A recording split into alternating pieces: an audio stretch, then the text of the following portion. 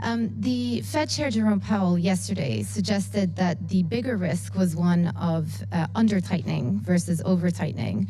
I just wonder if you have the same view as well, given even with a 3% constant interest rate, you have an inflation forecast of 0.8 percentage points 3 years out and 8 consecutive quarters. Actually, no, with the 3%, it's 6 consecutive quarters of negative GDP. Thank you. Well, I'll bring Ben in at this point. I mean, I think there are things that we share in terms of our experience and assessment with the Fed, and then there are very important differences between what certainly in the UK, but actually I'd say what Europe more generally are experiencing in terms of shocks from what the US is experiencing. And I do think in the commentary and in the discussions it's important to draw out those distinctions as well. So Ben, did you want to? Yeah. Excuse me. On that 3-year forecast, you've got to remember gas prices are falling quite a lot, so it doesn't give you the straightest picture of sort of underlying inflation on that constant rate assumption. But as Andrew says, there's a big difference between what's gone on both with inflation and growth between US and Europe. And as Andrew says, it's not always made that clear. So the pandemic was a common shock to all of us, the war is not.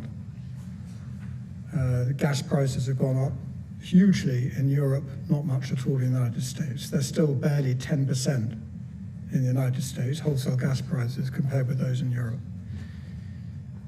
Just as a measure of the difference in growth, I just wrote down before I came up the PMI indices, which are a good high frequency and up-to-date measure of growth, at the beginning of the year and what they are now. And at the beginning of the year, they were, all of them in the UK, US and Europe, very healthy, above trend, coming out of the pandemic. So 54 in the euro area, 57 in the US, 58 in the UK. Right, the latest readings of 58 in the United States, that's higher than it was just before the war, and they're down at 47 in the UK and Europe. We've got a really big difference between the path of growth here, and by here I mean in the continent of Europe, versus the United States. You see similar differences now in the composition of inflation. And I think that explains quite a lot of what divergence there is in policy, but also, for example, a part of the strength of the dollar against both the UK and the euro. And it's a big difference. Pandemic, as I say, was a shock felt by everybody. This one is very differentiated. Hi, I'm Joumanna Bercetche, and thank you for watching. You can check out more of our videos by clicking on the boxes on the screen. And don't forget to subscribe to our channel for more from CNBC International. Thank you for watching.